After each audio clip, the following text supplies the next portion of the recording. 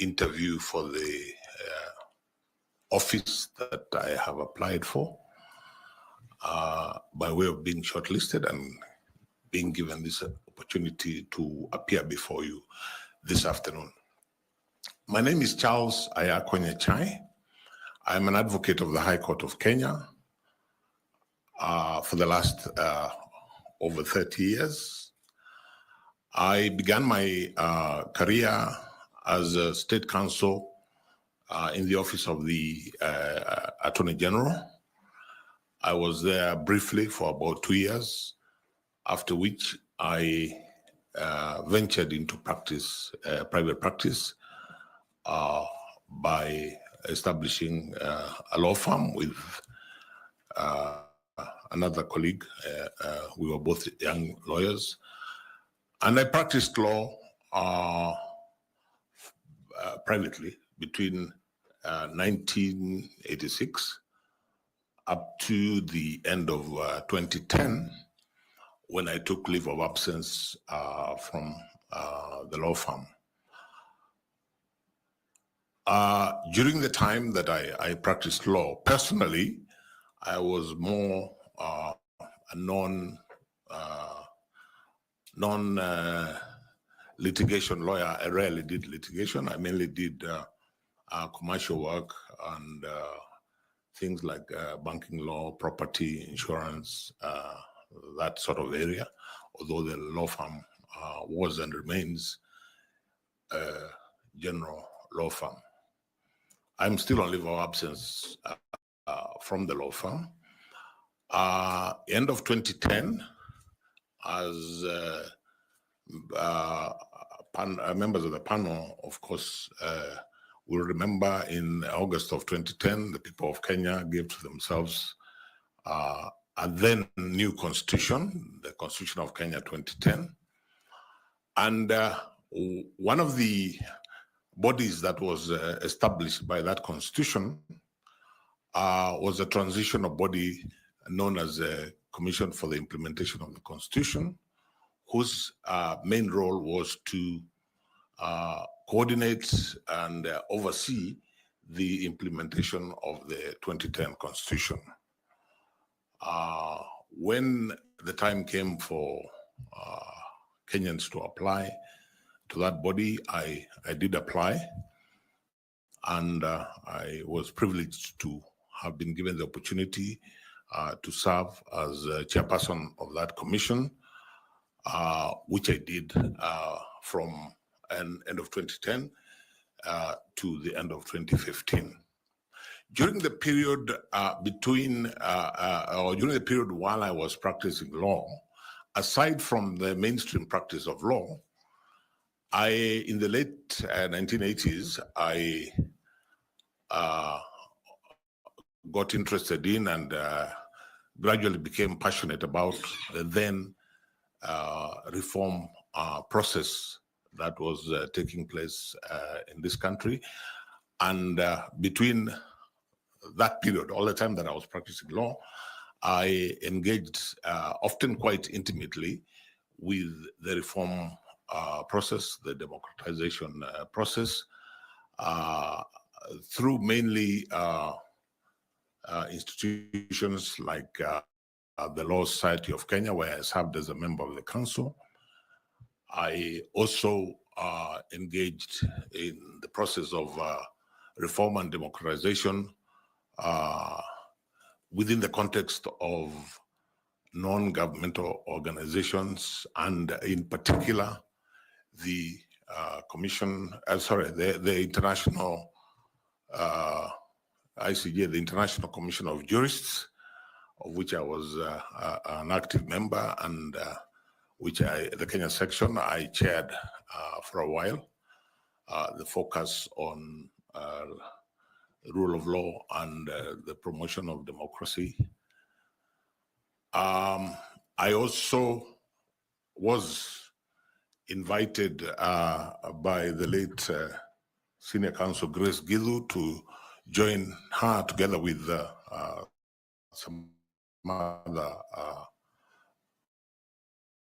members to found an NGO called the Institute for Education in Democracy, where I was a member. And at some point, I chaired the IED. I was, allow me to say, I was privileged to work with one of the panelists, Dr. Koki Muli. I learned a lot in that context on everything that surrounds elections, electoral processes, electoral reforms. It gave me a good insight. I would never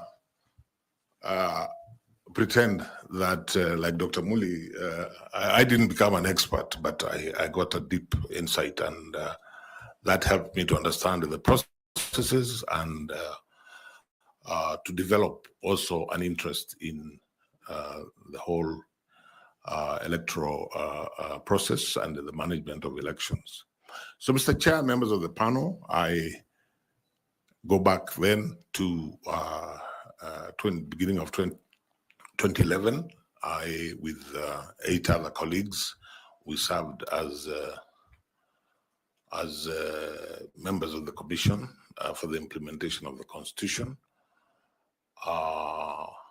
Basically, I can say because that was a commission that had just been established as a transitional mechanism by the Constitution, from scratch. I thank God that I had a good team, and I think by and large, when we look back, we think we did a decent job at the Commission in terms of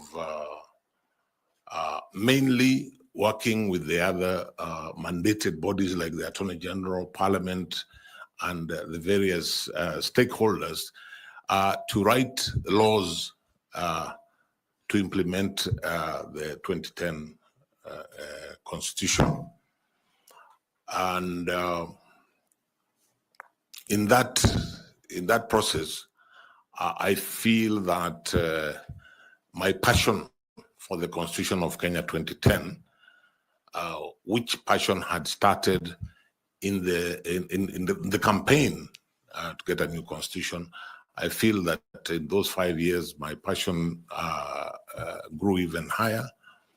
And that passion of that constitution, Mr. Chairman, members of the panel, continues to date.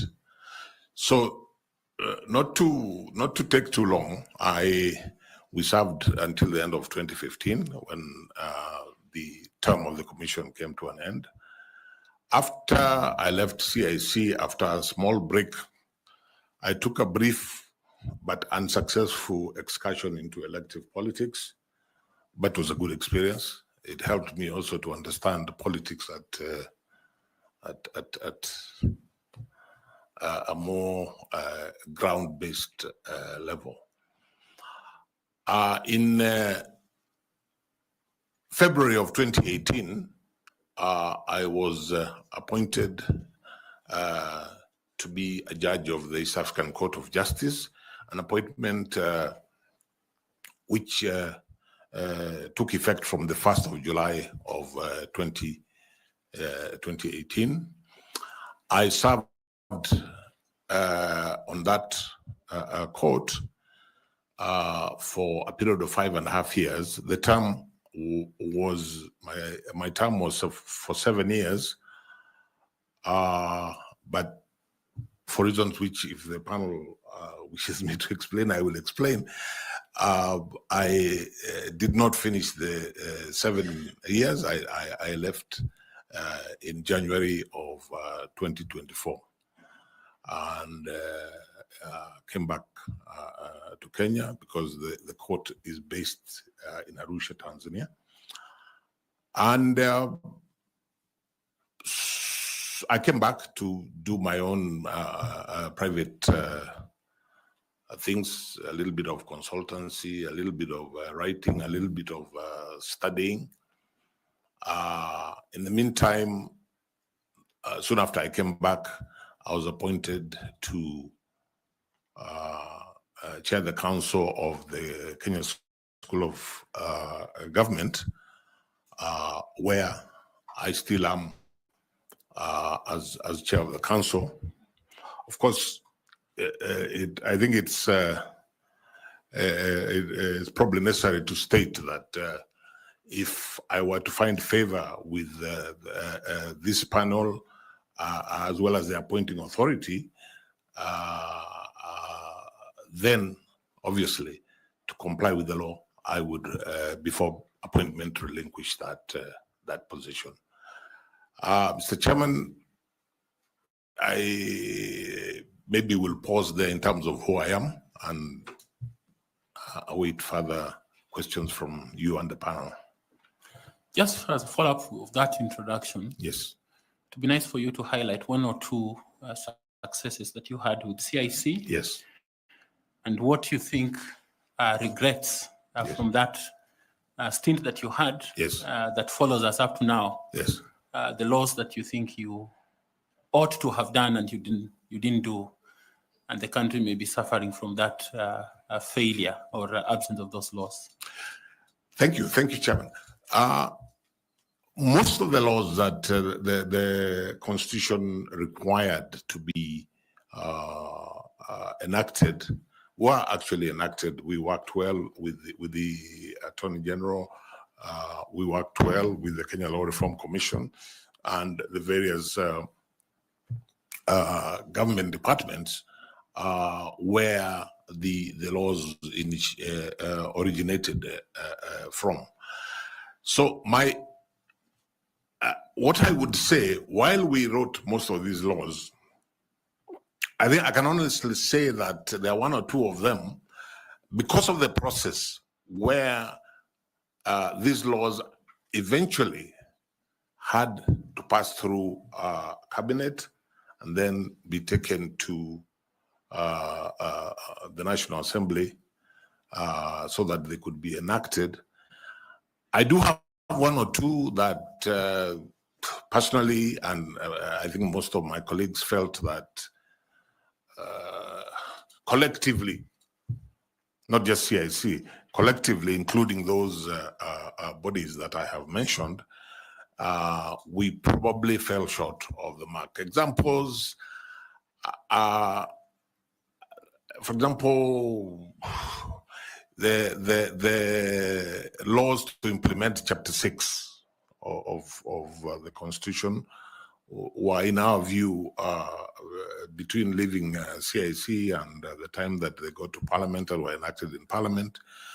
In our view, CIC were quite significantly watered down. But then you see it's Parliament that had and still has the constitutional mandate to actually legislate. There are other laws we passed and which faced some resistance and indeed some maybe even up to date, maybe because of a lack of will. The best example I can give, which actually touches on the delivery of IEBC's mandate, would be the campaign finance law, which, of course, initially Parliament suspended its effect. Eventually, it was passed. There has been an issue with regulations to give effect to that.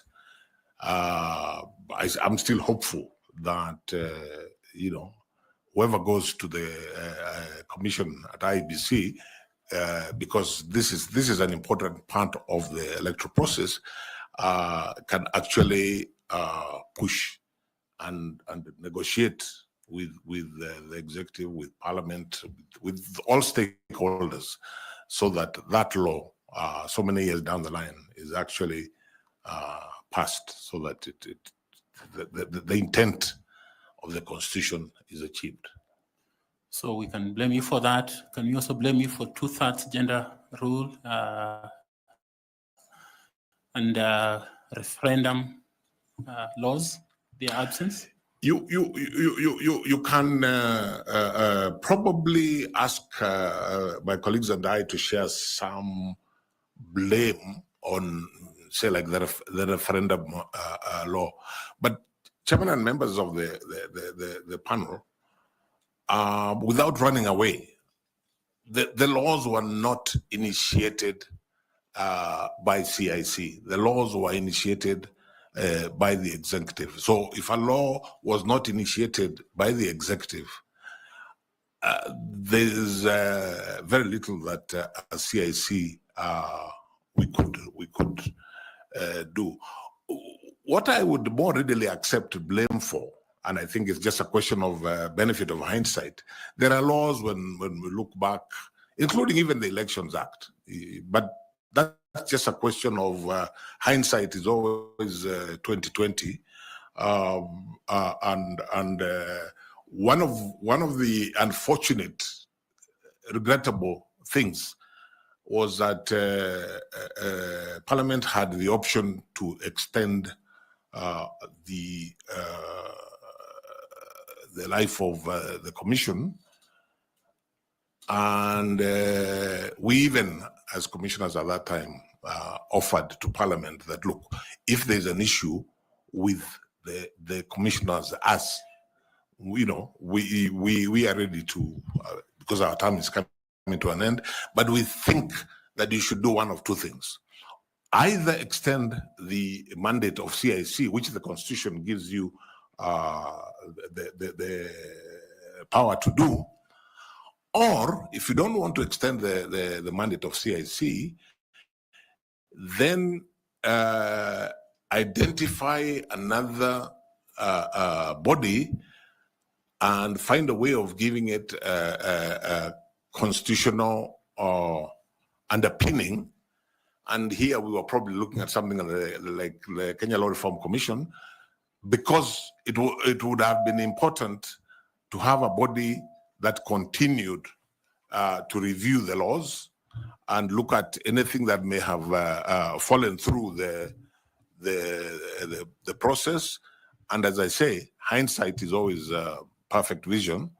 And if that had happened, I dare say that some of the laws now, not just around the elections, but generally, which have issues, those issues would have been probably addressed by now.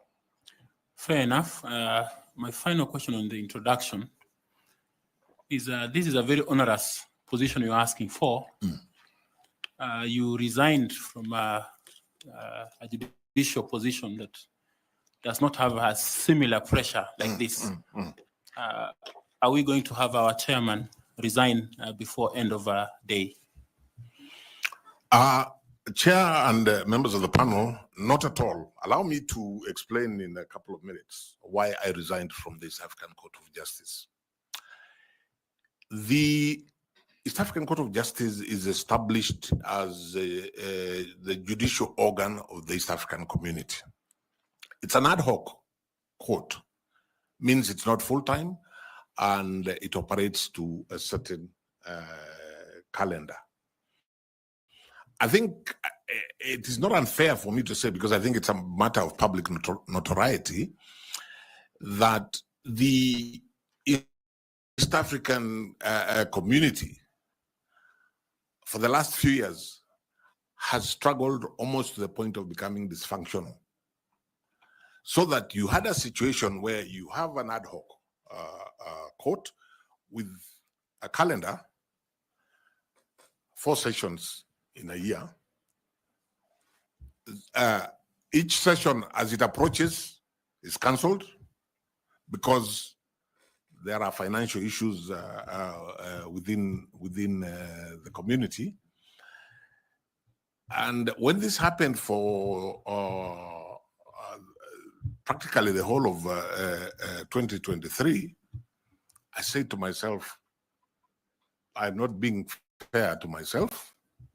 I'm not being fair to the people of East Africa, because all this time, Chair and members of the panel, every month I am earning $2,000 for doing nothing.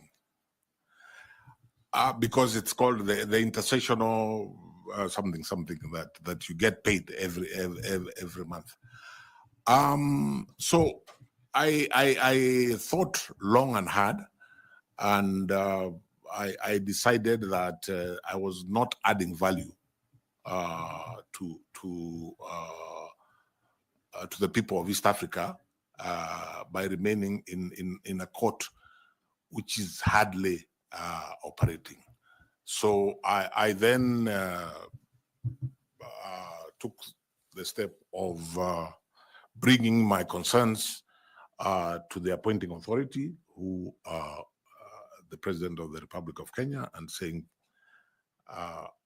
this is not working. I really would appreciate if I can get the opportunity to resign and do other things. Enough. And that's why. So the answer to your question is I do not anticipate those sort of problems if you are to give me the chance to be chair of the commission, so the issue wouldn't arise. So if Parliament doesn't approve budget that you present, will you be pushed to do? You see, Chairperson, I do not foresee a day when the commission will actually grind to zero, not able to operate at all.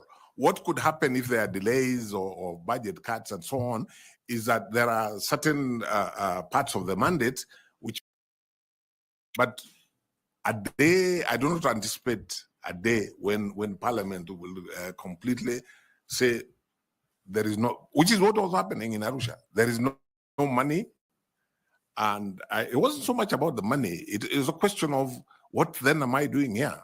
You see, most of my colleagues, the judges of the East African Court of Justice, are also judges in the national court, their respective national courts. So if you put off the session, it's a bit inconvenient, but they just go on. There is a service they're delivering in the national courts.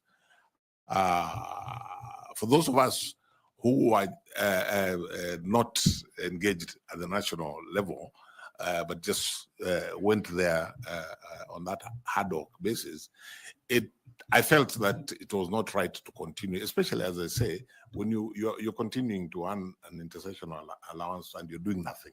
Thank you. Thank you. Thank you very much. Madam Linda, please. Kindly. Thank you very much, Chair. Honorable Justice Nyachai, the IEBC Commission constitutes of different professionals from different backgrounds, your background being the legal field. But the Act itself envisages a composition of a commission that has very diverse skills and disciplines. And save for law, which is your professional background, what other skills and disciplines do you bring into this commission as a chairperson? Thank you. I think I would answer that at two levels. In terms of skills and disciplines, my formal qualification is law. I have taken it upon myself and developed over a period of time. I have developed an interest in governance, and actually I am a student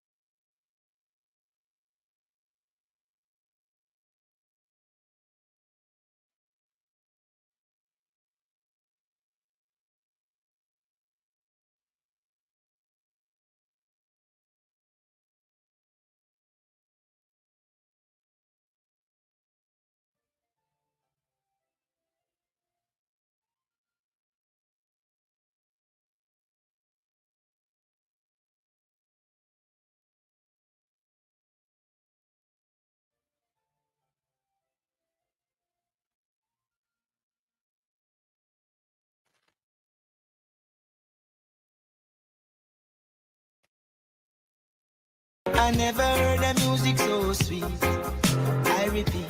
One more, me brethren, big things are going. Remember, each and every Monday we have to share down the place with nothing but the best of smooth radio vibes in your favorite station. You know these things. Alafu kila Tuesday, kata simu tupo side, giving you Kenyan music from the 254. And of course, you can spice up your Wednesday by enjoying blazing hot hip-hop and R&B jams. We don't got no label. She say she want bottles. Vibes and vibes as we go all across Africa, Kenya, Nigeria, Ghana, all the way to Tanzania to give you nothing but the best on Afro-Tanzania. Make sure you make a date with us each and every single Friday with me, DJ_Liza Diva, DJ Cold and me, Wanjiko. This is Club One Extra. Unanifanya nisikie kunyongwa Hadija ai Mani especially ukisonga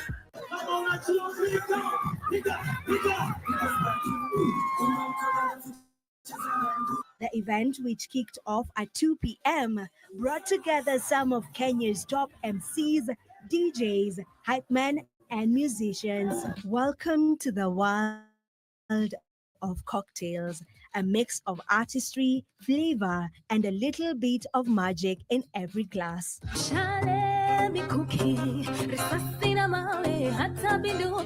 Kwa macho yangu ni wewe unanifaa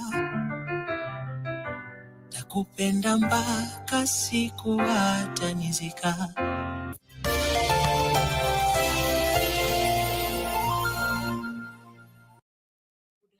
The commission to run its mandate.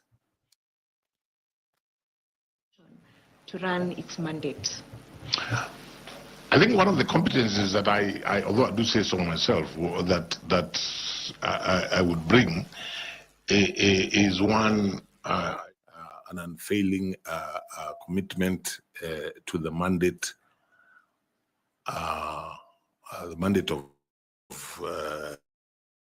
IEBC, and expect you have made reference to pressures, and expect that. And this may not be too new because we went, especially in the initial stages, with the changes that the 2010 Constitution, which obviously is radical and transformative relative to the previous Constitution. There was also plenty of political pressure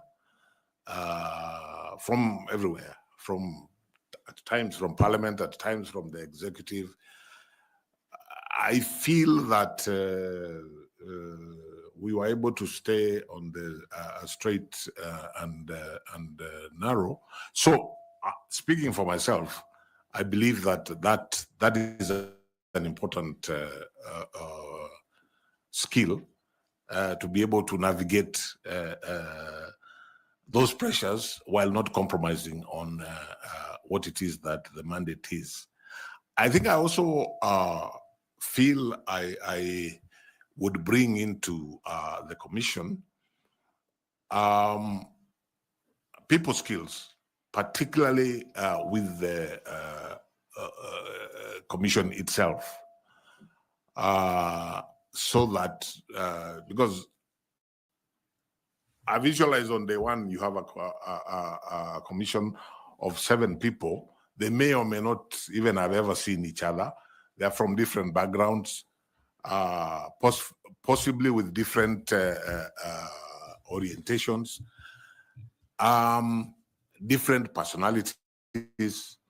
So I would see the role of the chair, one of the most important roles of the chair, which I believe my experience with CIC stands me in good stead, is how do you manage this kind of scenario? People with different orientation, people with different personalities. I feel that mainly because if you ask me about my personality, people have told me this and I believe it to be true. One of the gifts God gave me is to listen. And I think it's very important when you're dealing in that kind of scenario to listen. And that way you are able to manage people a little better. So I would say the people skills, I would say the courage to do that which is right, irrespective. And I have thought about these things. A close friend of mine, a very close friend of mine, a professional colleague, when I told him I am applying for this job, he told me, my brother, are you sure you want to do that? I asked, oh, many people have asked me that question. I said, yes. He told me why. I asked him why. He told me, you know, you should be ready to either lose your life or your integrity. That's exactly the words that he used. I told him, no, I do not intend to lose my life in serving the people of Kenya as chair or commissioner of IEBC. And I have no intention at any point of compromising on integrity. And I think it's defeatist. So to answer your question, I believe I have the courage that I have no illusions about how difficult this job is. But then at the same time, I have no hesitation in believing that I can do it. That's okay, Justice. I want you to confirm to this panel. Yes. If it is true what Dr. Elizabeth Muli says about you. Yes. She's one of your referees. Yes. That you possess exceptional stakeholder management and conflict resolution skills. Because I did not hear you say that you possess those skills. But she says that in her recommendation letter. Is it true? It is true. I guess maybe I did not say everything that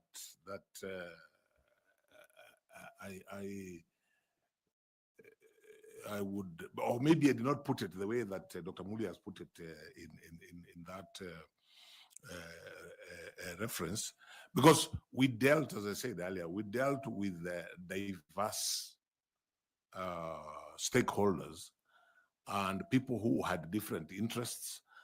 And one of the common denominators was that most were resistant to change.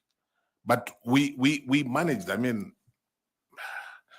when, you know, we were dealing with some institutions that were fairly rigid traditionally, but we felt that the Constitution required certain changes in the law that manages those institutions. But we had long negotiations and you know, these are not people you can just talk down to. You have to convince them, persuade them, and by and large, we succeeded. But let me say this. Dr. Muli is overly kind to me, because the truth of the matter is we were able to do that because we worked together as a team. I wouldn't say that happened because, and only because Charles Nyachai had those skills. It happened because we had a team which could work together, which could share how to manage, whether it is conflict that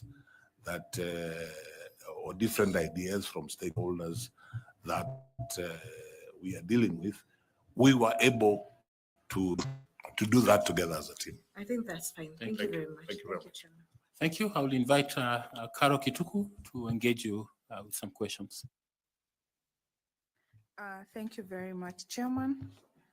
Mr. Nyachai, will allow me to ask like 3 questions or 2 questions. The Constitution at Article 86 contemplates the use of a voting method that is accurate, verifiable, simple, transparent, and accountable. In the 2013 elections, 2017 and 2022, the IBC deployed technology. In your view, does the technology that the IBC deployed meet these constitutional threshold or requirements? Was it verifiable? And you can use examples to explain your answer. Okay, I would say that this has happened incrementally. And the real 2013 years, but I think the real technology was 2017. My understanding of why the first election in 2017 was annulled was on the question of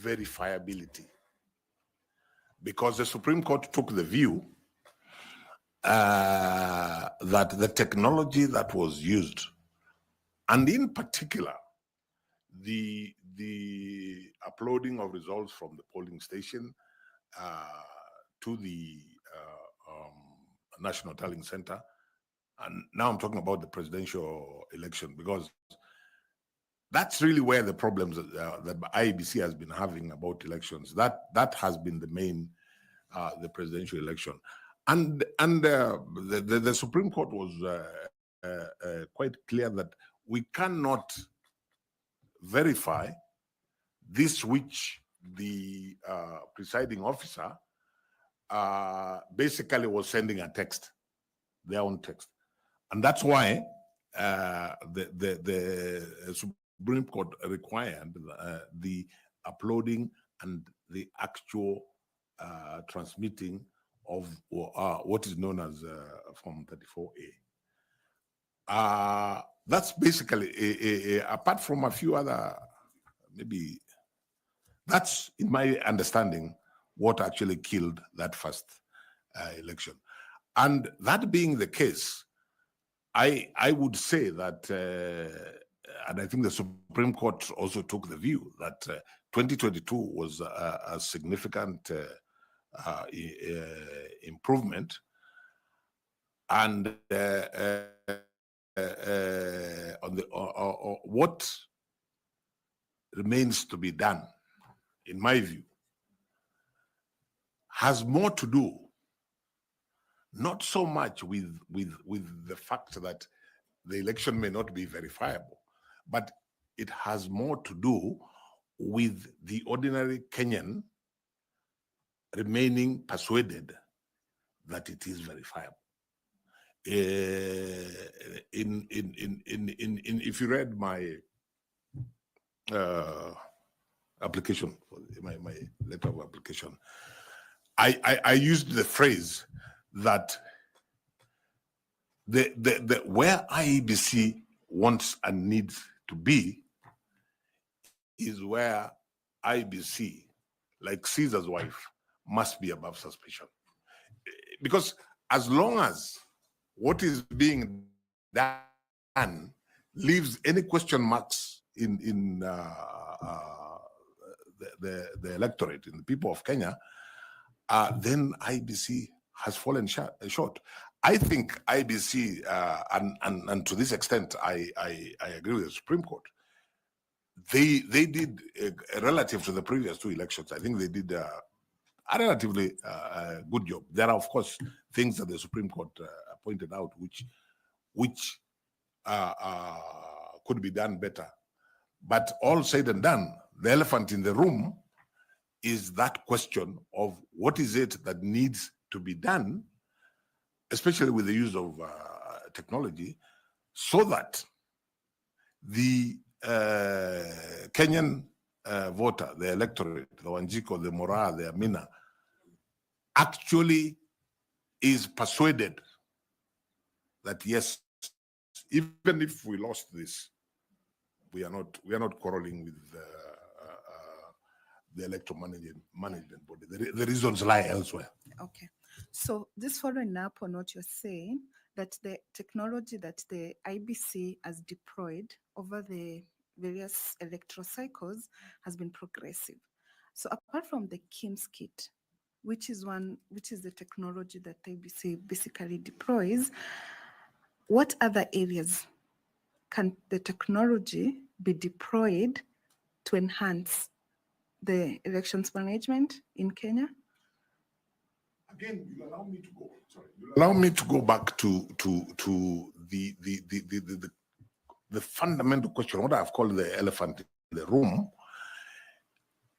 so that we are looking at the trust deficit that exists between the people of Kenya and the whole system, including IEBC. How do we narrow and possibly even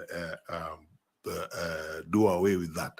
So my answer to that question is even around the Kim skit.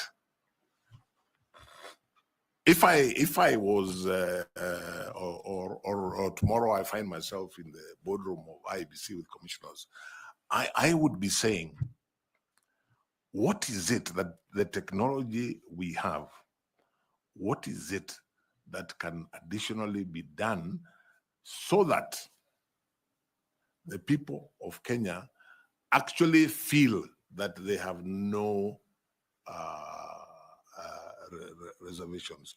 IBC, I believe there's an ongoing discussion between IBC and, of course, like the National Treasury and those who provide money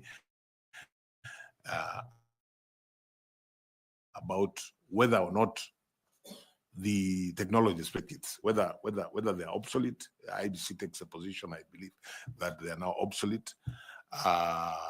So that's an issue that needs to be resolved. I am aware that one of the things because currently what the Kimski does, as I'm sure you members of the panel know, is the starting with the registration of voters, then the registration of candidates, then the identification at the polling station of the voter, and finally, which is the most problematic, the transmission, especially of the presidential result from there. So and in the process of answering the question, I would want to ask, if I'm in the commission and just sat there, I would want to find out from the technology people, for example, how can technology carry the voter with IEBC from the time they vote up to the time results are announced? For example, the issue of technology keeping the voters. If I vote, for example, if I normally vote at a polling station called Kisi Primary School, when I vote there and leave the station, if at the close of the voting, I got a message that tells me in your polling station, X number of people voted. This is when they have done the counting. These are the results. The ones that are being announced, pinned to the door and transmitted and then physically taken. If that was done, I venture, and technology helped the voter to get that. I venture to suggest that a Kenyan who was so minded could actually do the arithmetic themselves. So by the time IEBC is announcing the result, they are able to, if they are so minded, to do that arithmetic, whether through their political parties or not. So I think what I would be asking, not being a technology person myself, my question will still remain what I would be asking the technology people. What is it additional that we can do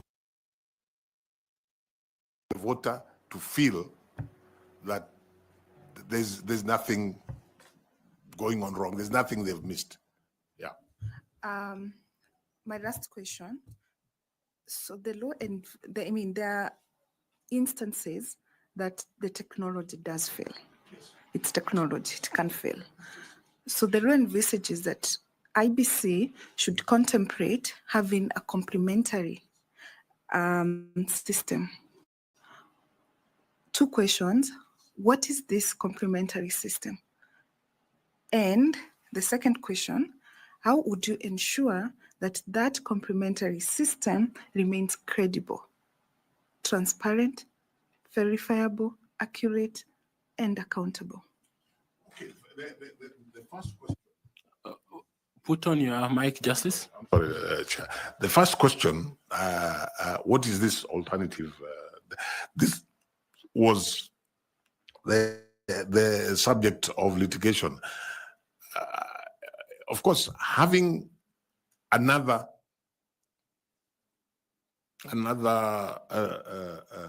technologically based complementary system may not be such a bright idea because they could both fail. So the complementary system that IEBC is using really now is the physical getting the information. This is at the polling station, getting the information physically from the register. But that it's complementary, but, and this now is to answer your second question, it may not be ideal because you go back to the reason that we went to technology in the first place. So as at now, me, who is not a technology person, I have not yet engaged with an understanding of what a complementary system that does not rely on the register would do. So maybe to help you, this complementary system can be manual in the sense that the voter identification is manual. It's outside the technology. There is a physical counting, the physical tallying of the Form 34, 34A, 34B, 34C, and the handwritten transmission or the physical transmission of the forms to the National Tallying Center. This is in regard maybe to the presidential. Yes. Yeah. So that is maybe what could be manually.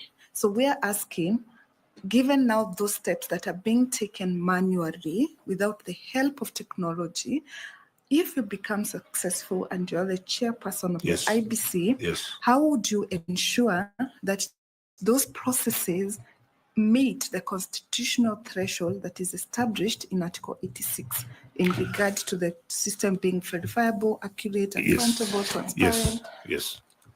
Let me say this. I think it would be, in the absence of technology, it becomes more difficult to ensure that it is verifiable.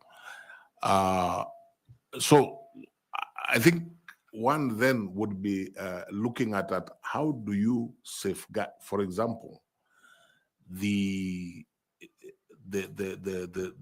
journey, the physical journey that that Form 34A takes to become 34B and then eventually get to the National Tallying Center. And I also think that participants, not to run away from the responsibility of IEBC to deliver an election that is verifiable, credible, and transparent. The players in the political parties, the candidates, I think need to play a bigger role in terms of protecting that process, and that requires, I think, engagement between IEBC and the stakeholders in coming up with an alternative system, which, as I hear you, would be entirely devoid of technology, which of course means that we're going back to where we started. Okay. Thank you, Chair. Thank you very much. We are almost halfway through, so be concise in your responses. I want to invite Dr. Koki to ask some questions. Thank you very much, Chair. Mr. Justice Nyachae, you mentioned that you have been in the democratization movement in Kenya, and indeed it is true, we have worked together. My question is, one of the issues that has really concerned democracy, has hampered democracy in Kenya, is and has contributed to divisive politics, is a system of first past the post, or what we have in Kenya, that leads to results that the winning candidate takes all, where the winner takes all. And one of the concerns that, of course, there are many ideas that have been advanced on how to improve the democracy and the electoral landscape by introducing different types of electoral systems. For example, mixed member proportional representation, etc., which addresses some of these divisive elections. Why do you think that has not succeeded in Kenya? And you have been involved in this process for that long. That's the first question. My own view is that I think there are probably several reasons which pertain to our type of politics, which sadly is not always issue-based. And that's why even political parties, to actually achieve issue-based political parties has been a challenge. And that's why, for example, proportional representation may not work, because you have a mindset that want our own representative in this particular locality or in this particular community, who we see as our representative. It's not about issues. That, I think, is a reality. But let me say this. Those who, in the democratization process, as you will recall, Dr. Muli, we tended to deal with much more basic things. And we really didn't get, at that time, to the stage where we are looking at, for example, alternative kinds of elections. I always ask, whenever I hear that argument, I always ask myself, why does first past the post work in very many other systems, but it's a challenge? It's a challenge in Kenya. The people of Kenya, I think, promulgated a constitution as they saw fit, how they wanted to be governed. And perhaps and our politics tends to revolve around individuals. Perhaps a solution would be to have a system where, yes, first past the post, for example, if you're talking about a presidential election, but then You have individuals who have huge followings, and when they lose an election, whichever way they lose an election, their followers just feel then we are done for. If our person did not get it, then we are done for. So to me, not being pessimistic, but I wouldn't start with trying to change the system so that we have, say, proportional representation, which I personally favor. I would begin it from the pragmatic perspective of, is there a way that we can ensure that participants in an election at the end of that process are not feeling excluded from the body politic? Thank you.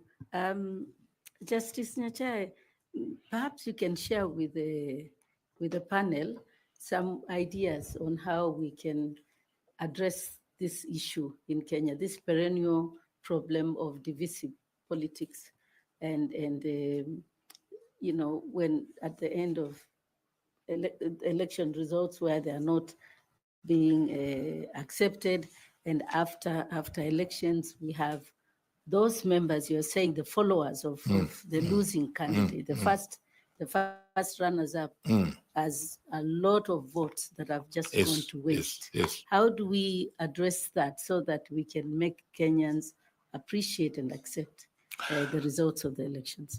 I think the first thing I would say, Dr. Muli, is that what we were discussing a minute ago, where we want to get to a situation where the people of Kenya have faith in the system, and to the extent that they are more likely to accept the result. I don't want to speak too much, the chair warned me, but let me just give a quick example. I'm not a great football fan, chair, but in 2014, by God's grace, I got an opportunity to go and watch the World Cup final in Rio, in Brazil. You know, thousands of people in that stadium, and everybody with very strong views in terms of who they are supporting. At the end of the match, you just had two reactions. Those who won were jubilant. Those who lost left there feeling dejected.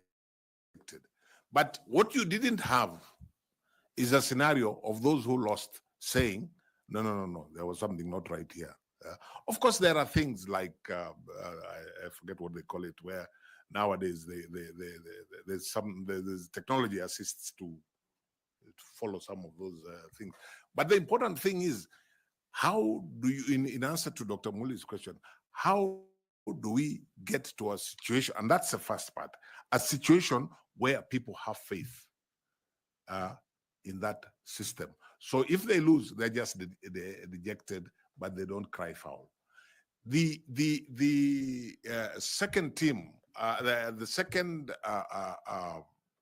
side of it, I think if we accept as a people that we have this problem that is perennial, where we have difficulties in accepting the results and so on, because of what the consequences are. Because the consequences is that a leader and his or her people feel, oh, if once we are lost, then we are done. We have nothing out of it. Is perhaps to relook at the structure of government so that in the body politic, those who have not won at all levels to be able to form government feel that they're still participating in the body politics. Those are the two suggestions that I would make. Thank you very much, Justice Nyachai. Thank you very much, Chair. Thank you very much. I presume that in Brazil there was confidence in the referee. Chair, there must have been, because I didn't see anybody shouting referee Akwende or things like those. I just saw people jubilating in that particular match. Germany won. I saw people, those supporting Germany jubilating. The other side, Argentina lost, the crying. But it's just the way you accept that we lost. But nobody challenged the system of how the result was arrived at. That's my point, Chair. Okay, then we will ask you further questions since you will be the referee if you get this job. Thank you, Chair, and thank you again, Justice Nyachae. You are the chair of CIC, which I'm looking at the Constitution here. You are to monitor, facilitate, and oversee the development of legislation and administration procedures required to implement this Constitution. Now, I believe you are part of the Chapter 15, the operationalization of the Chapter 15 commissions, for which CIC was one of them, and particularly IEBC is one of the Chapter 15 commissions. However, in the recent past, in 2014, there was the Senate actually raised concern with regard to conflicts between the commission or within the commission. And I think this one was specifically to National Gender and Equality Commission. Equally, in 2015, there was an issue at Ethics and Anti-Corruption Commission, which is also a Chapter 15 commission. And even it went to court. There were investigations that were done. At some point, they were nullified on the basis that there were no commissioners at the EACC. We've seen what has been happening at IEBC. 2017, we saw how the former chair, the CEO, how some commissioners left, resigned. And coming home to the IEBC Act, I was just looking at it, and we've had 10 amendments up to last year. The one that created this selection panel was actually the 10th amendment of the IEBC Act. So looking at the governance framework of these constitutional commissions and the conflicts that we've seen running across, is there a problem with regard to the governance framework of our constitutional commissions? And is it a constitutional issue? Is it a legal issue? Or it's more of a governance issue? Thank you. My answer to that would be it's none of the above. The biggest problem is the dynamics of personalities and what is perceived as power play. The one you didn't mention was between the National Land Commission and the Ministry of Lands. I honestly, obviously, like I said earlier on, hindsight is always 2020. There must have been a few things here that when you look back, you say, this we could improve on and this we could improve on. But the basic framework for each of those constitutional commissions, I would still stand by the laws that were put in place. The problem, if we are to be honest with ourselves, is personalities, the dynamics of power play, resistance to change. Classic example would be the conflicts that were there between the National Police Service Commission and the National Police Service itself, the Inspector General and his team. I still don't think the problem was either with the Constitution or with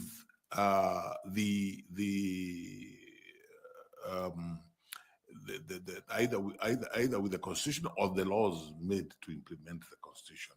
I think it has more to do with a situation where one side or other is resisting change.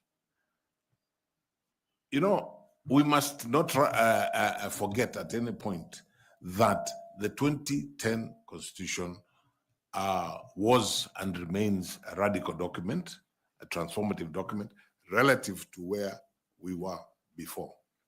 So when you tell a senior police officer, take the IG, and I mean, it's just an example, I'm not accusing the IG of anything, that you are able to do this previously, but now under the constitutional dispensation that we now have, this can only be done this way, or this can be done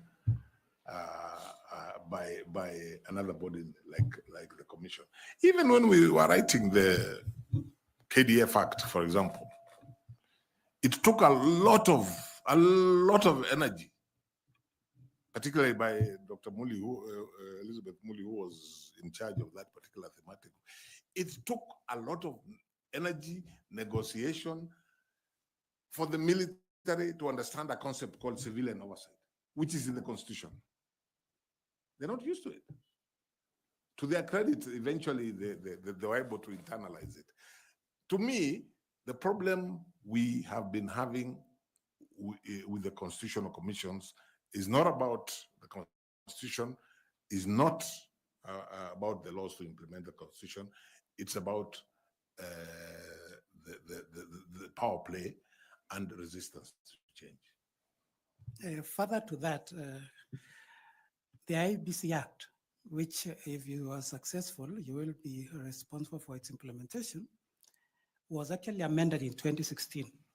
And it is the only one under Chapter 15 commissions that has separated the functions of the commissioners and the secretariat.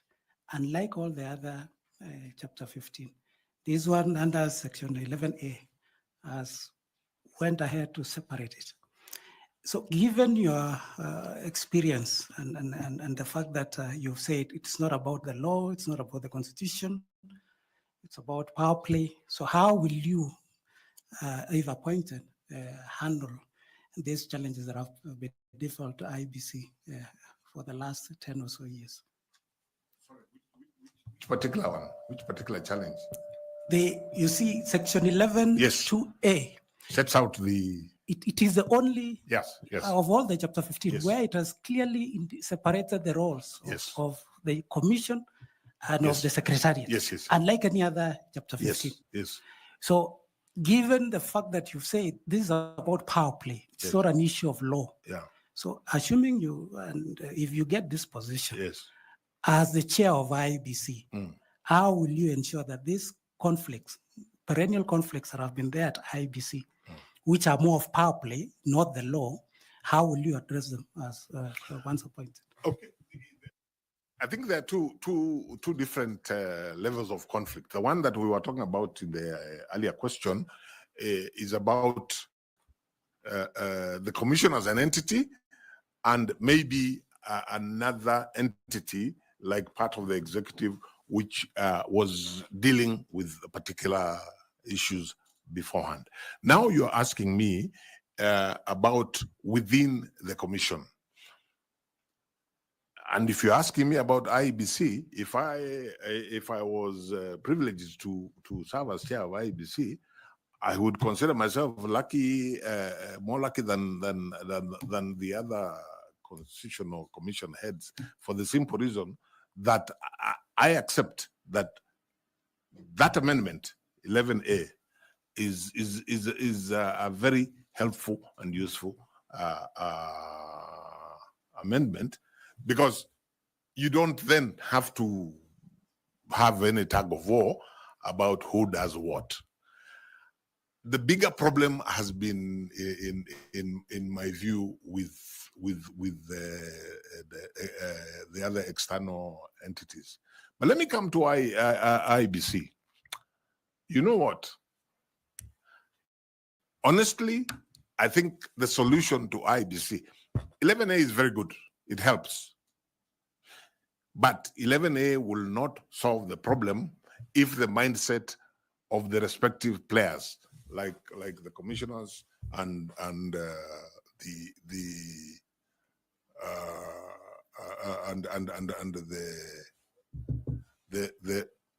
the secretariat, you know, are mentally operating from different perspectives. That amendment is 2016. Yeah. Now, if we just look at the commission, it didn't help in 2022 at Bombers. It was there. You still had this rupture which nobody understands. Yeah. But which, for me, I attribute to more, not about the structure. I attributed more to a problem of personalities and a problem of interests, and again, power play. So the law there, which is very good, Section 11A of the Act is very good. It sets out all this, yeah? But we still have a challenge. Even when I read the Supreme Court judgment for 22, which endeavored to advise the issue of the relationship between the chairperson and the commissioners relative to the chairperson constitutionally being the returning officer for the presidential election. I am persuaded that even with that guidance from the Supreme Court, if the mindset of the people within that commission is wrong or is negative, you will still have it. So maybe I'm going further than the question you asked me, but if I was to find favor in the position that I have applied for, and I was find myself as chair of the commission, I would consider one of my most urgent and major tasks is how to make 7 people every person has come from wherever they have come from, how to turn that into a team which focuses on what the mandate is and how each of them individually can deliver for a collective discharge of the mandate. And for me, as an individual, I consider that my experience at CIC would come stand me in good stead. Thank you very much. I'll ask Misati Evans to take up some questions. Thanks so much. Let me call you Charles. That's what I'm used to calling you. Now, from what you have just answered, it will be clear that the issue of personality and the institutional infrastructure is not a problem. Then in your own view, what do you think brings these conflicts as the state currently as it is? Why are we having problems? Because from your presentation or the way you have answered is like the personality issue and the infrastructure is okay. What I think causes the problem is you have a situation, and again, allow me to refer back to the experience I had at CIC. Remember, CIC was the commission was created by a process which involved the two disparate political groups that had formed the coalition government. If we are to be honest with ourselves, what that meant is that people came there probably from the perspective of a political,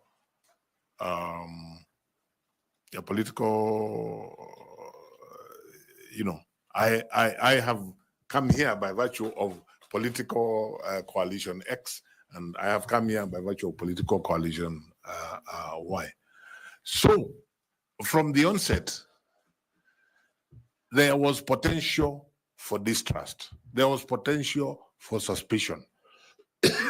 So I think there was a need, and I think we succeeded, for the commission to do what needed to do, whether it is bonding, whether it is spending time together, whether it is reassuring each other, whether it is trying to understand each other, whatever it is, so that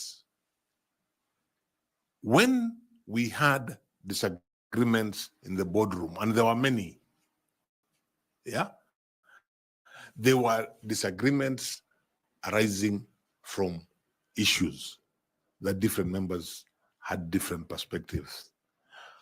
And that way, at least for me as chair, it made my life easier. There are many times we fought very hard in the boardroom, but we arrived at a decision because of that goodwill.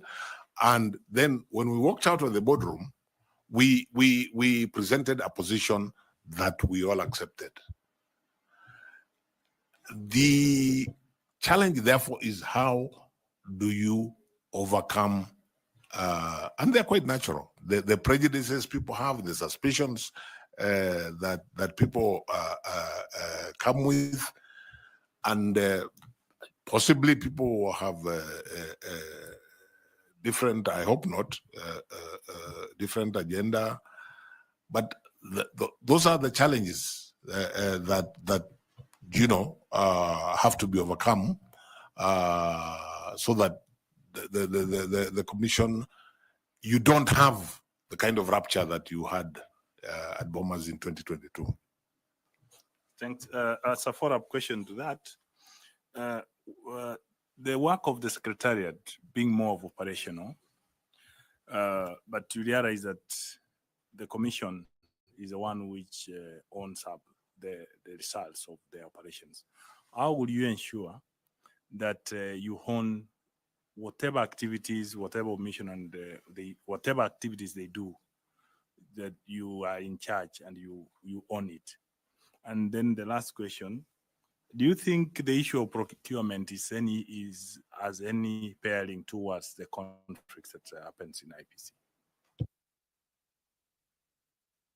And I can honestly say I am not sure, but I have had that said. That's my honest answer. That sometimes there are interests other than the delivery of the mandate. There's a school of thought, for example, that when you had a commission which came in when other commissioners had been there, perhaps there was a feeling that when we were not here, what happened that we missed out on. I think that is the honest truth, but I don't know. Honestly, I can. But having sorry, what was the other than procurement? You own the actions of the operations. Yes. So. I think it's a matter of working relationships. And I go back to the whole question of what happened at Bomas in 2022, and we can't run away from it. I mean, it was the low point of the Electoral Commission. When you think about it, the actual physical verification that happens at the National Tallying Center is actually done by the Secretariat, under the supervision of the Commission. So really, because it's done by the Secretariat under the commission, the supervision of the Commission, you would expect that you wouldn't have that kind of scenario, because the Secretariat, which has been doing the tallying under that supervision, and it's mathematical. We have verified. It may be laborious. It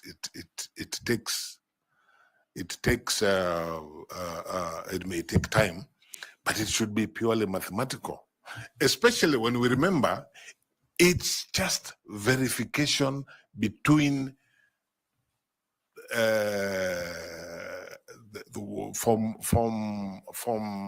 34A that was transmitted and from 34A that arrived at Bomas.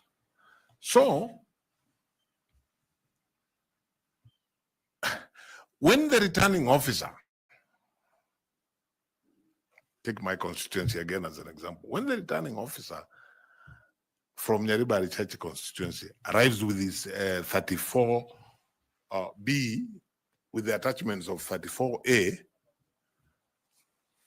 all that the commission is required to do is to verify that what he has brought, is consistent with what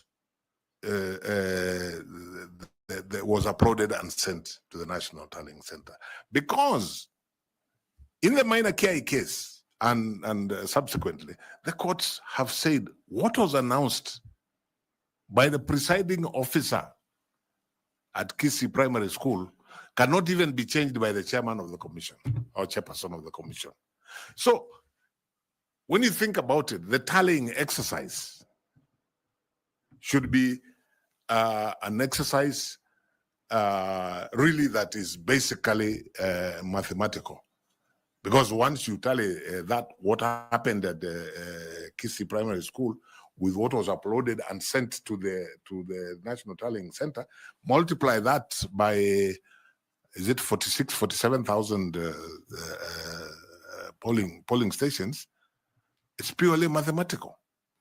So ideally, that problem that arose in Bomas shouldn't have arisen. I am persuaded that what happened in Bomas had more to do with the personality differences. I wouldn't want to guess what caused the personality differences or whatever, but it had less to do with that mathematical process that is the tallying at Bomas. Thank you very much. Thanks so much, Chair. Over to you. I'd like to ask Madam Fatuma to bring in her interventions, please. Thank you, Chairman. Mr. Nyachai, you okay with that? As I said, they're all my names. You had Mr. Mr. call me Charles. I'm comfortable with that. Okay. In the next election, the youth are going to be the highest percentage. However, they face barriers like disillusionment, apathy. So if you become chair, how would you meaningfully engage them in the electoral processes so that they're able to take care of their political and civil rights? I think that the answer to that is at several levels. At the most intimate level, of course, if the commission is in place and, for example, starts continuous registration of voters, the chances are that the 500,000 or so people who are going to be employed to do that are going to be young people. That's at one level where they will feel engaged. But in terms of the process itself, because IEBC is required to deliver on a credible election, and that is reflected in both its vision and its mission. Then, if you take the cycle, the electoral cycle, the young people will want to be part of the process right from the stage of registration of them now being forget about them working for IEBC to register voters, but them now making it easy for them to register.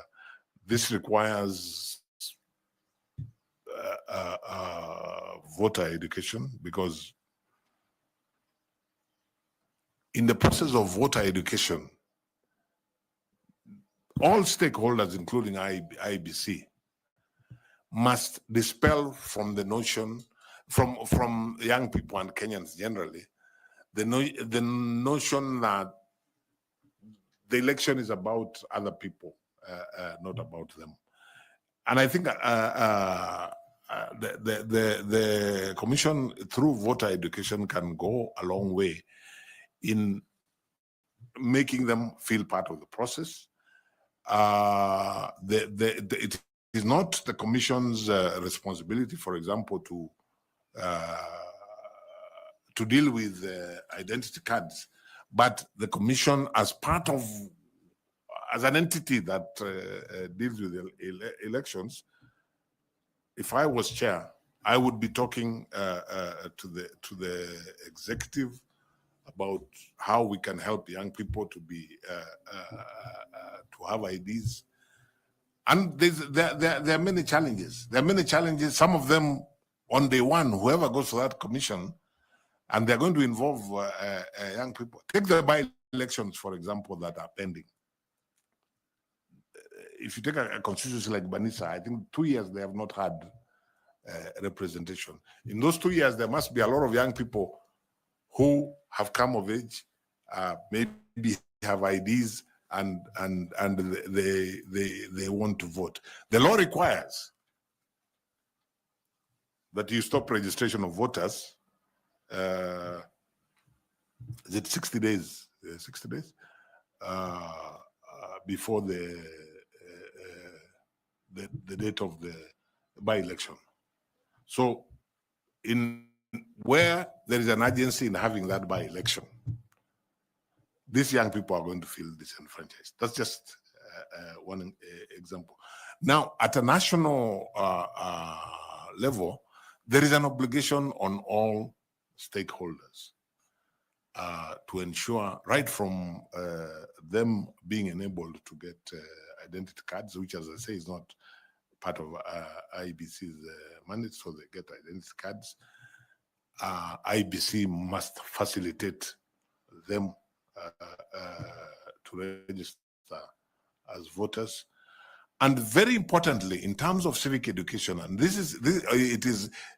voter education and the wider civic education anyway, which as a country maybe we haven't done very well. There is a need for all of us to work together to ensure that the youth in this country feel that they matter. That is stakeholder engagement.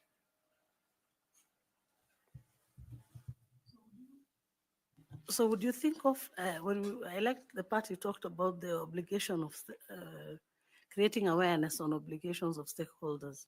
So would there be specific programs targeting the youth on this? Yes, I would, after receiving advice on how we could do this, and especially what are the financial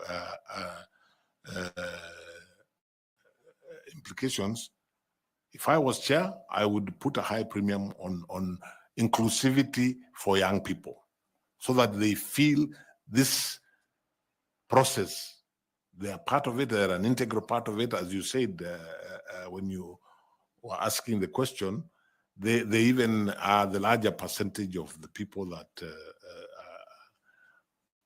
citizens that are eligible to vote. So I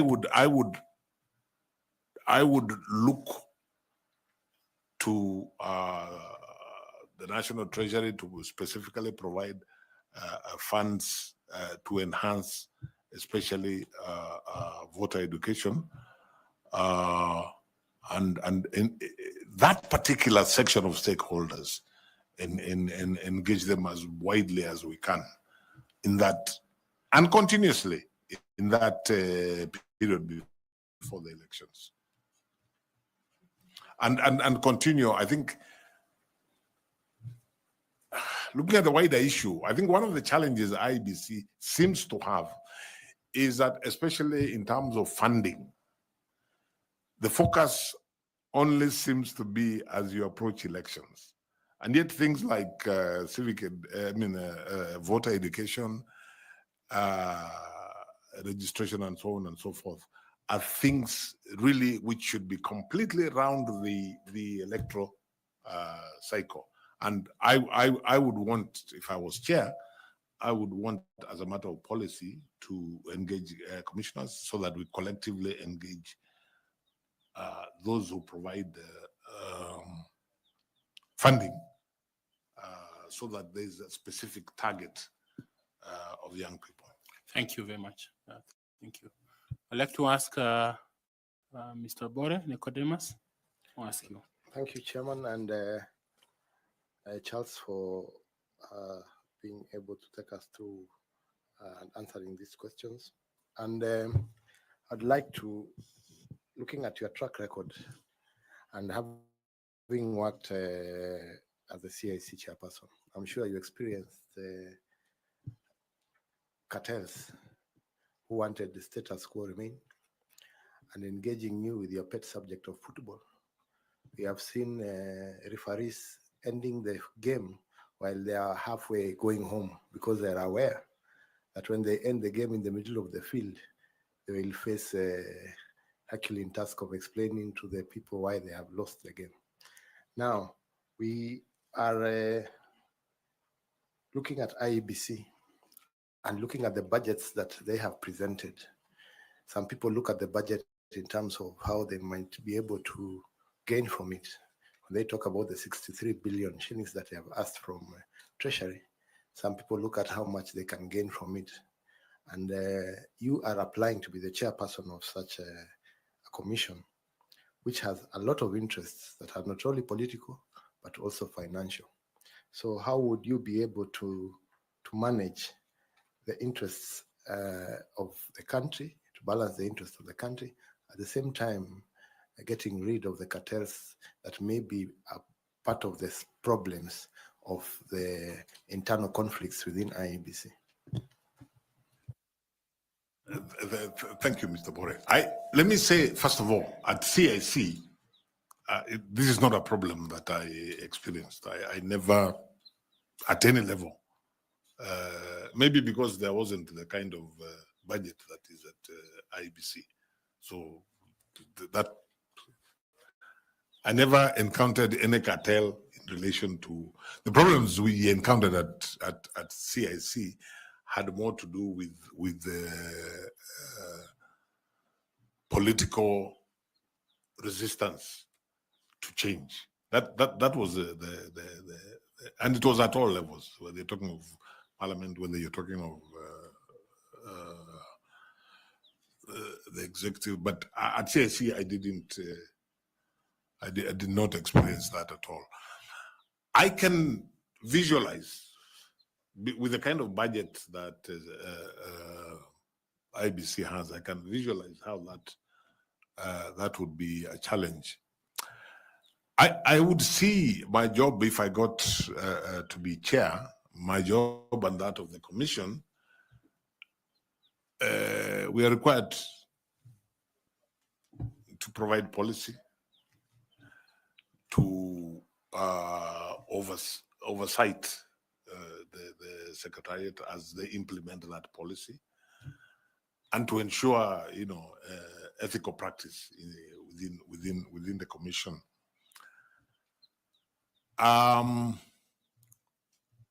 So for me, that would be the guiding,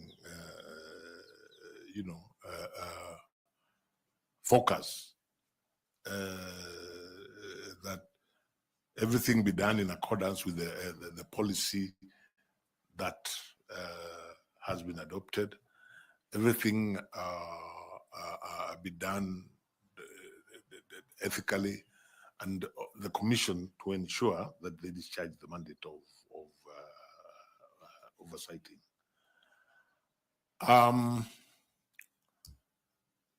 But I think that it's one of those areas that if the commission have all of the mindset, then I think the commission should be able to resist any untoward attempts by what you have described possibly as cartels. But I can visualize that kind of figure probably has people salivating around the country just because of the figure.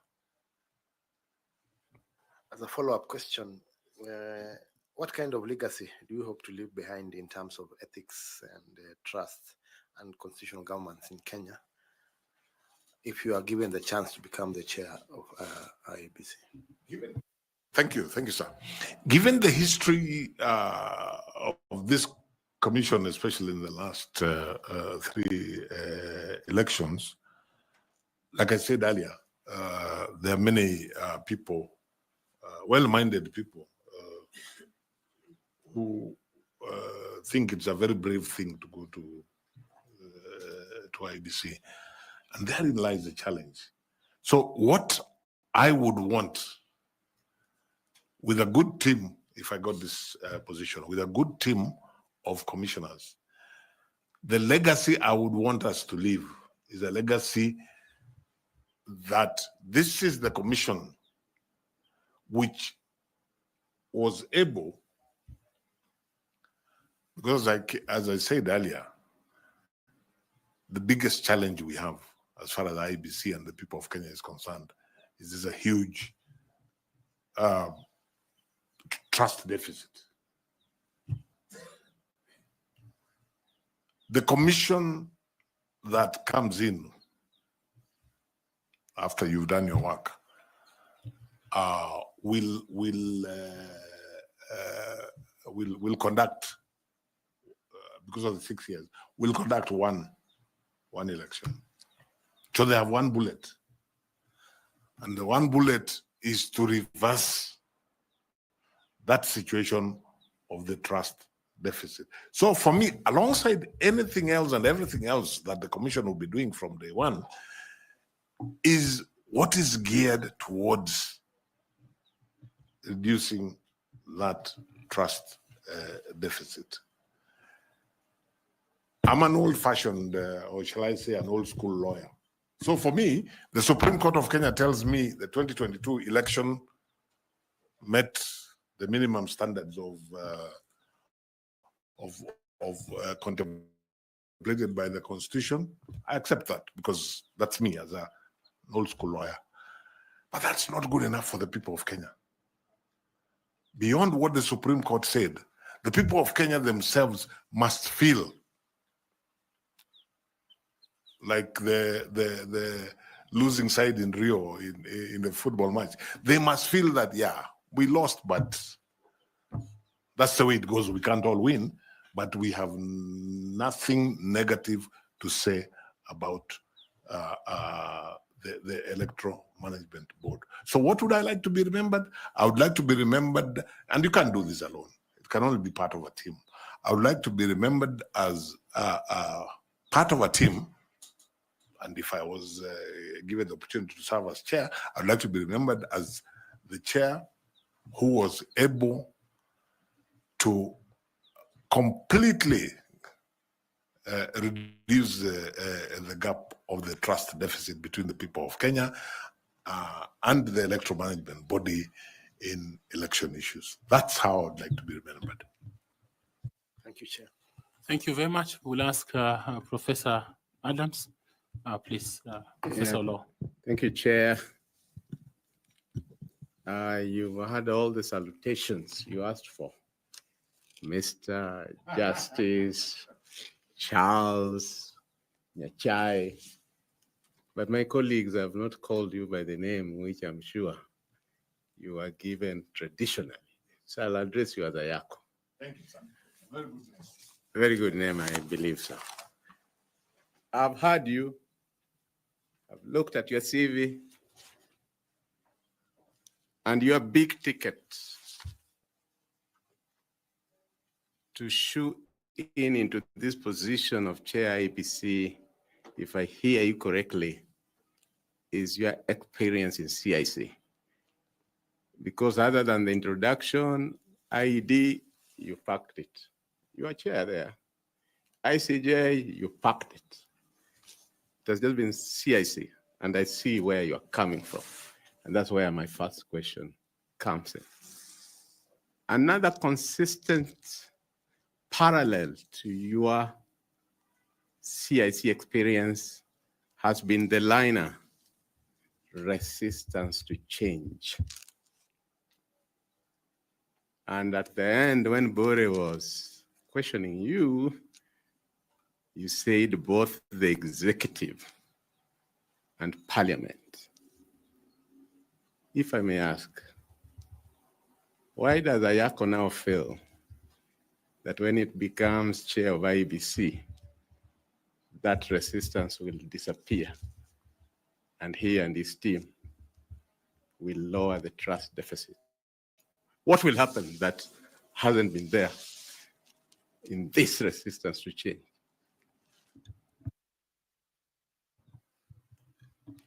Let me say this. When I talk about the resistance to change at CIC, effectively what I am saying is I expect all levels of resistance even at IBC, probably because the stakes are higher. At CIC, I wouldn't say that we failed to overcome. I think we went a long way in for lack of a better word, in plowing through that resistance. We didn't always succeed. And that's why I gave some examples of what I consider to, especially in terms of legislation, like the Ethics and Integrity Act. I felt we tried, but it was viciously, for lack of a better word, watered down. But we live to fight another day, and you know, even at IBC, one expects resistance. It's not that I expect that you'll walk into IBC and everybody will clap for you and say, this is what we want to do. But what I'm saying, Prof, if the focus is on reducing, if not completely obliterating that trust deficit, and you start from day one, then you're not even looking at just you as individuals. You're looking, how can technology help us to do this? How can we improve the policies? Can we address, for example, the question, I don't know if it was Dr. Muli or somebody who asked about the complementary system with the, with the focus on trying. It's not something that I am naive enough to think that can be achieved overnight.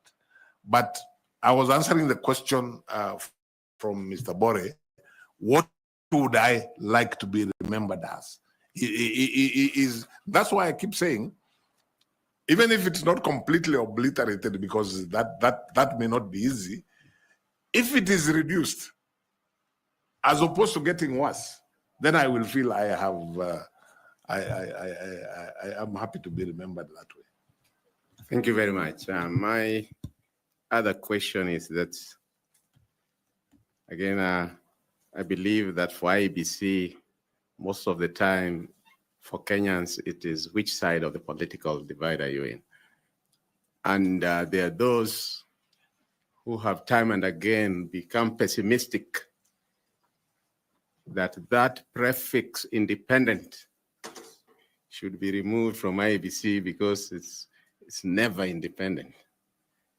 The law that is guiding us in this election panel is very clear on who is qualified or not qualified to run.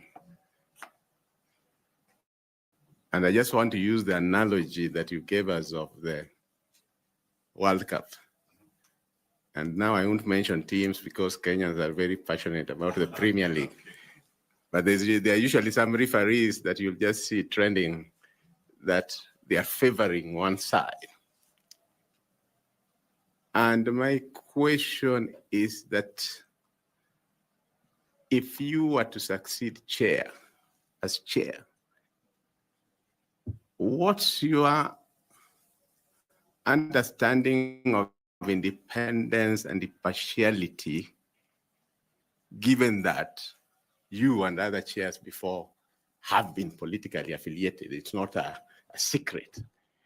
As you walk in and wear in a football match the black or whatever color, and you have that firimbi, and you have the yellow card and the red card, what changes when you walk in there as now the referee of the game?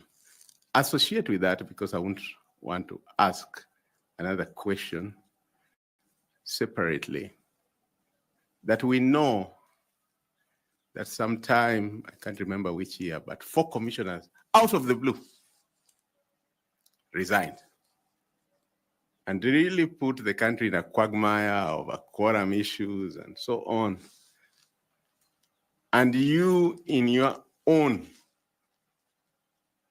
statement, which the chair has followed, has told us that you did quit the ESCJ. In fact, you went ahead to say you were earning $2,000 for a job you felt you are not doing. I don't want to ask that, have you been replaced and is that new person earning money for no reason? I don't want to go there. I want to stick to your quitting. Given that those 4 commissioners quit and put the country in the tenterhooks of what finally happened, Kenyans watching will be asking, Charles Nyachae did quit once. Will he quit again?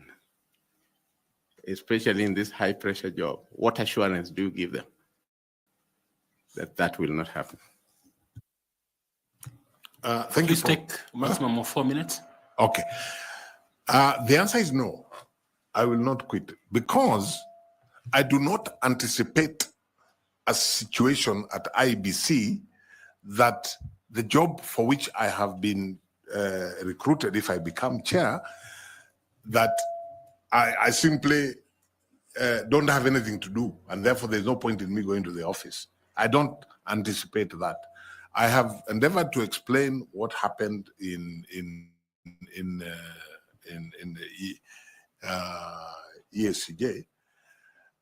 At IEBC, the one thing that will not make me quit is any kind of pressure, because this is something I have given thought to.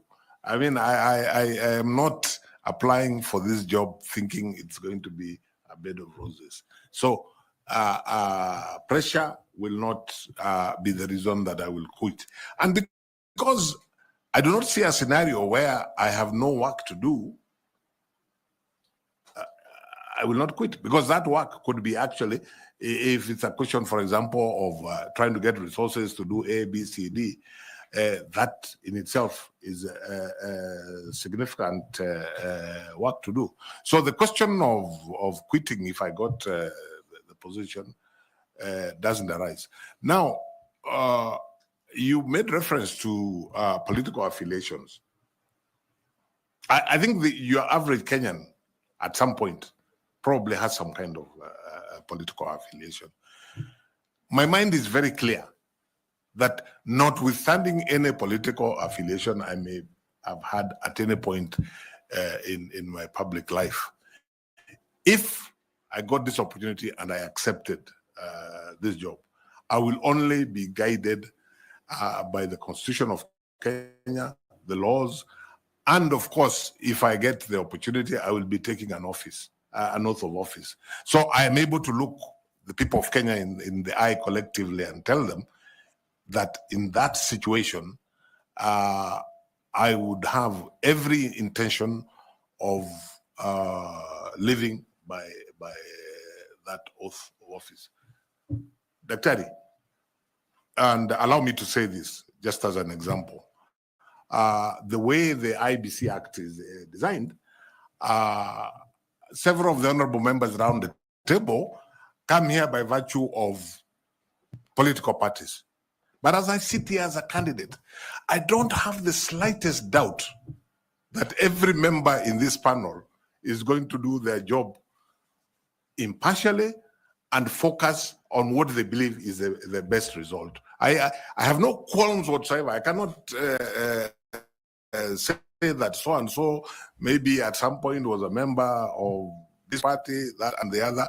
And I think we have the capacity to rise above that at different times. And I can look the people of Kenya in the eye and say, yes, I would be able to do the job impartially. See, you're a real footballer. You have returned the ball into his court. But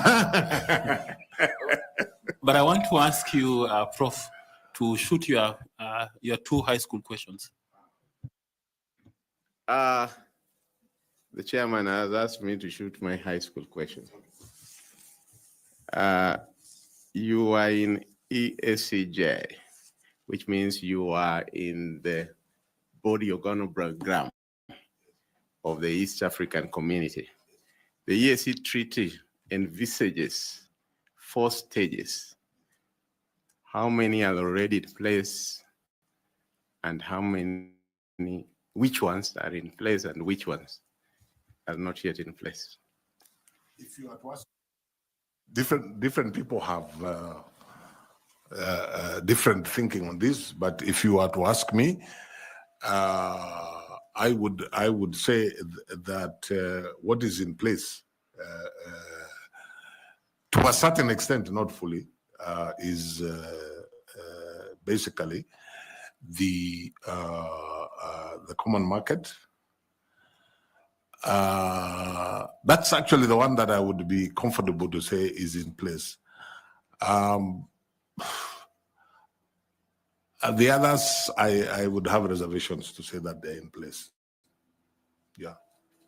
My second question that Chair calls high school question is that the Electoral Commission of Kenya has promulgated at the Lancaster negotiation for the Independence Constitution, ran the 1963 election, then amendments to the Constitution literally buried it until the return of multipartism, when ECK was again reenacted into the Constitution. Which body, which office ran the elections from 1969 to 1988? There was an office called the Supervisor of Elections. In practice, the elections were run by the then provincial administration.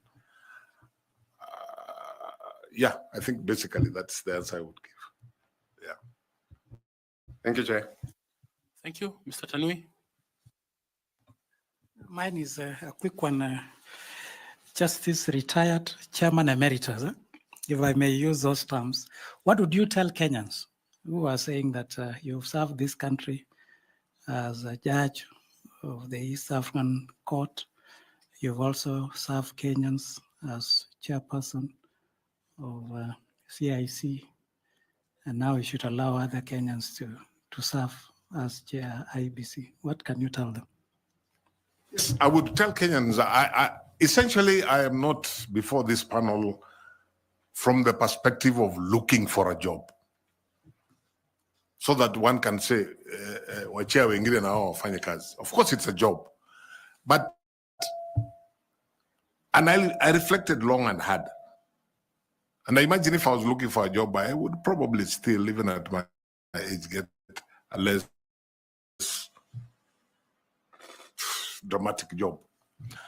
The reason that I am offering myself is because, one, I remain passionate about the Constitution of Kenya 2010.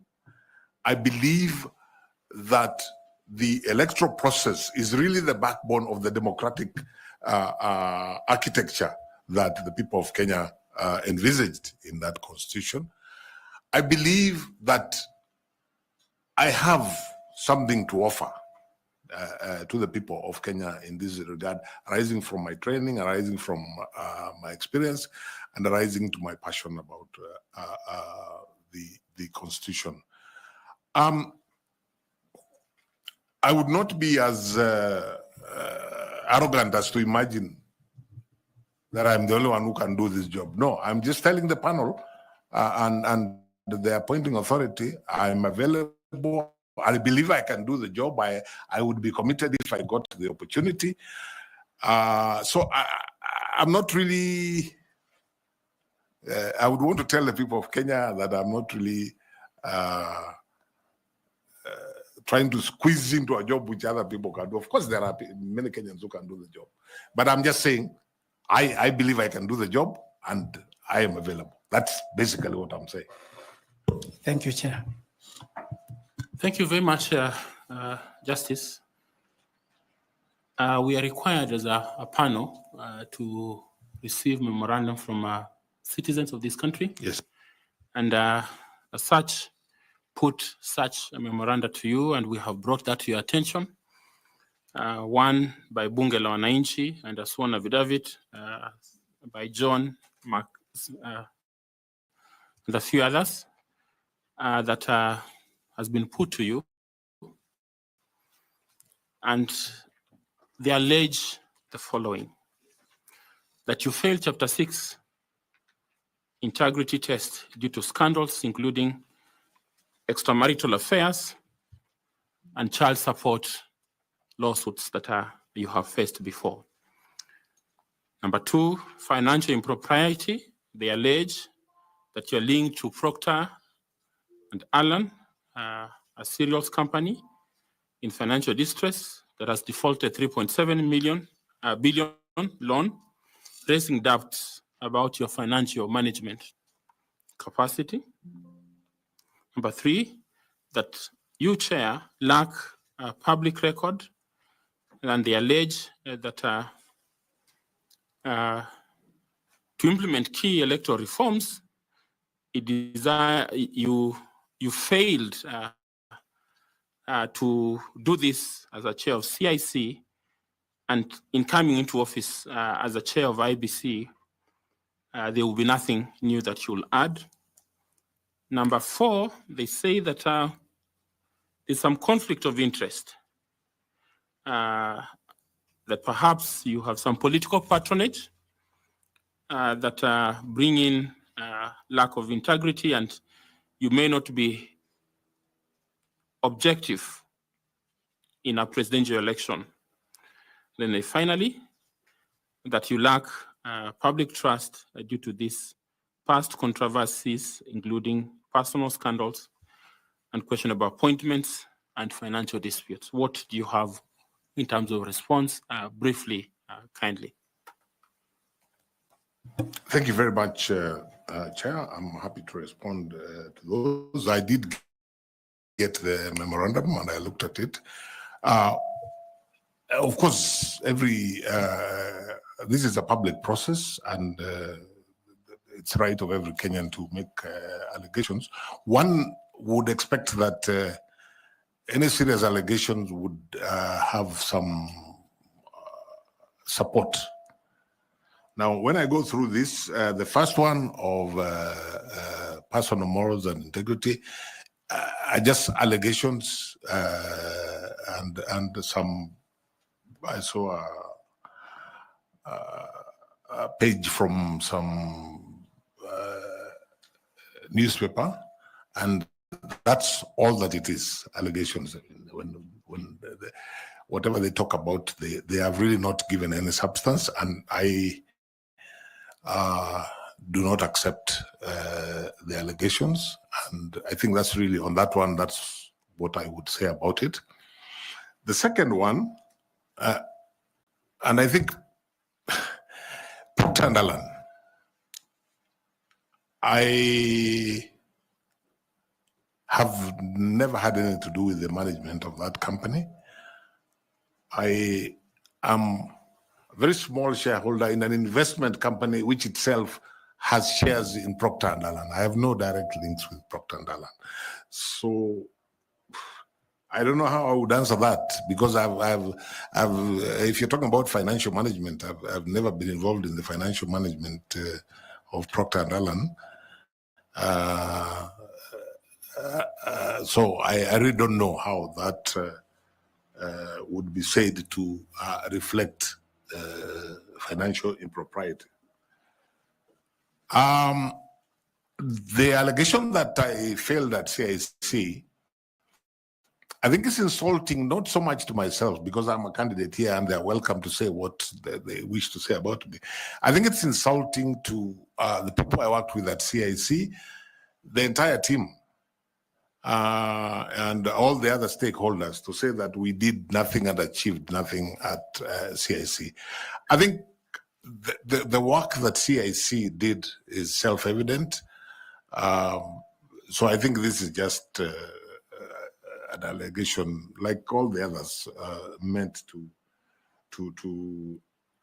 scandalize. Political patronage. I'm not sure which you referred to, because I saw two things. One, a statement about the manner in which I was appointed to the East African Court of Justice. To the best of my knowledge, that's the way the treaty has no details, and that's the way the manner I was appointed is the way all judges are appointed through their respective heads of state who sit in the summit, which is the appointing authority. The head of state nominates. And so unless the treaty is changed, I really don't think, and then unless every other person who has been appointed from Kenya to the East African Court of Justice has gone there by virtue of political patronage, which I think there is no evidence to that. Again, I think this is purely scandalous. The other thing, there was an allegation of me being related to somebody who they seem to know, that is going to be a presidential candidate. Something I don't know anything about. The person they mentioned is not my relative, so I really don't know how I would respond to it. Again, I think it's purely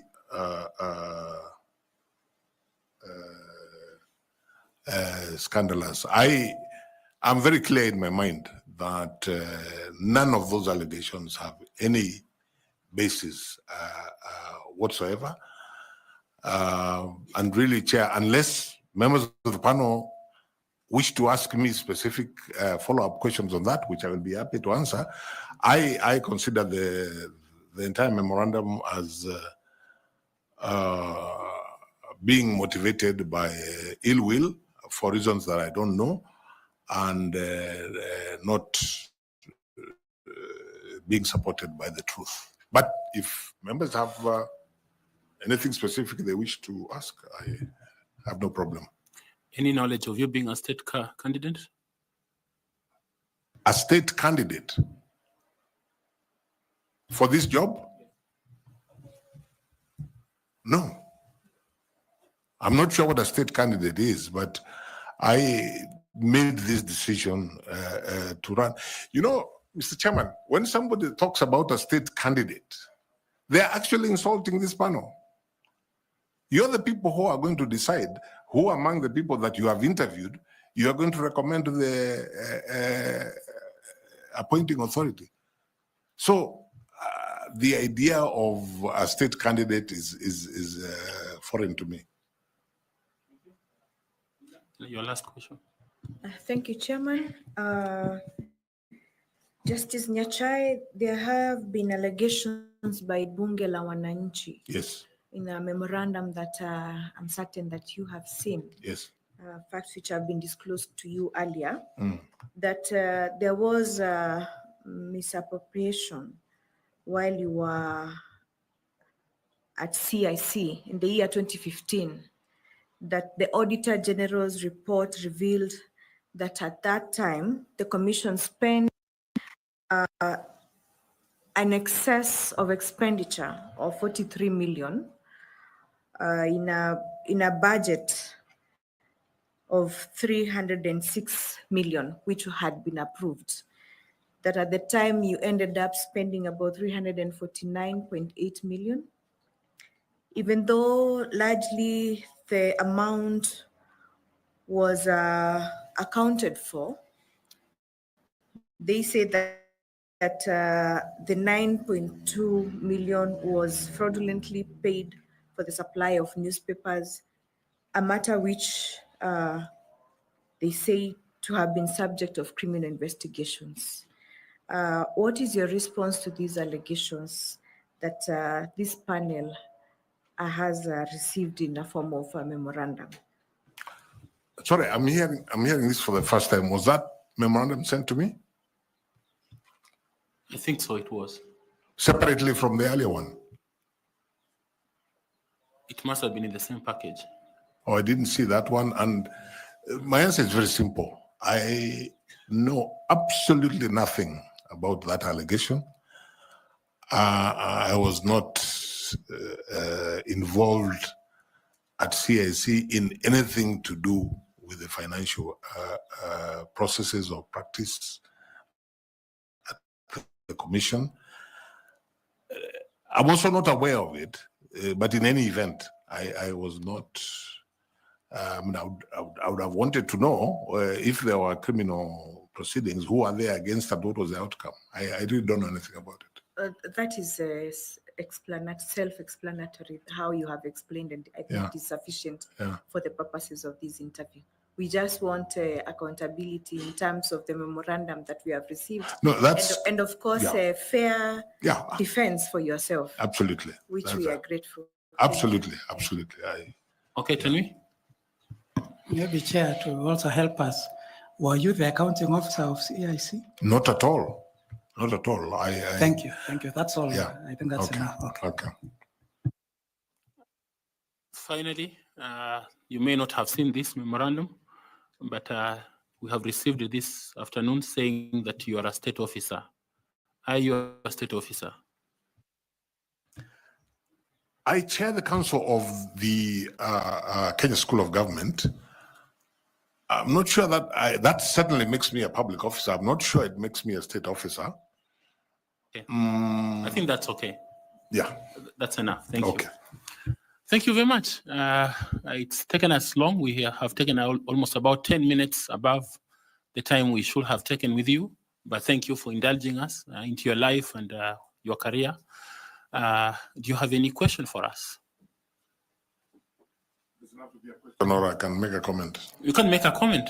My comment is to really appreciate the opportunity to interview before yourselves, to wish you well in the process, because you are doing an important public duty, whatever you decide. And to say that for me, the most important thing is that from whichever corner I may be, I remain passionate about the issues that we have been discussing. If I get the opportunity, I will endeavor to do my best. If I don't get the opportunity, I will continue to support the country as it strives to achieve the issues that we have been discussing on IEBC to deliver its mandate from whatever corner. Thank you very much, sir. Thank you very much for coming. We appreciate your time and the sacrifice you have made to spend your afternoon with us. We wish you well in this pursuit. There's a bottle of water there. Please do remember to pick your certificates. Asante sana. Thank you.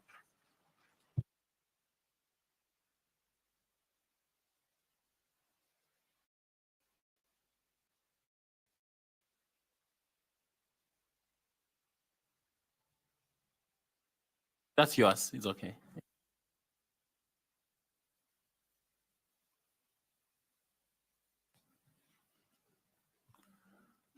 Wow. Okay. Media, do we ask you again to give us some space kindly, turn off your gadgets, and just allow us to be able to finish up with this candidate. Thank you very much.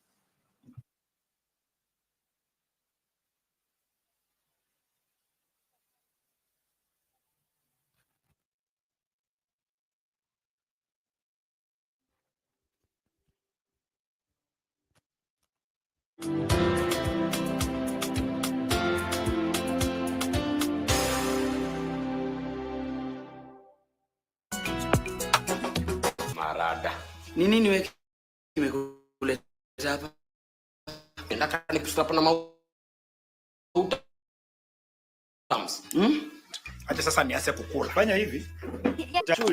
Nauliza kama umeona Unjiri. Wacha kuniangalia na hizo macho. Hata simujui. Hebu nisonge. Ndio maana Unjiri anoni. At Sound Candid Talk, we provide live UHD broadcasting for church services, talk shows and podcasts, weddings, live bands, products and services launches, webinars and trainings, Zoom meetings, conferences, seminars, exhibitions, and virtual concerts.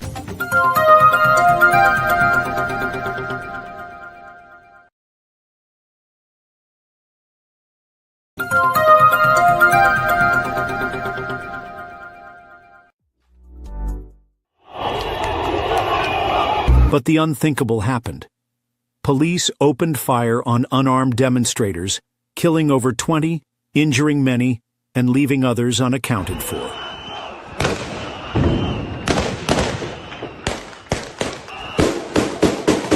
Frank was among the victims. Hit by 6 bullets, yet by God's grace, he survived. After a series of life-saving surgeries, Frank can now walk again. But the bullets left a lasting impact. He can no longer perform heavy-duty jobs to support his grandmother.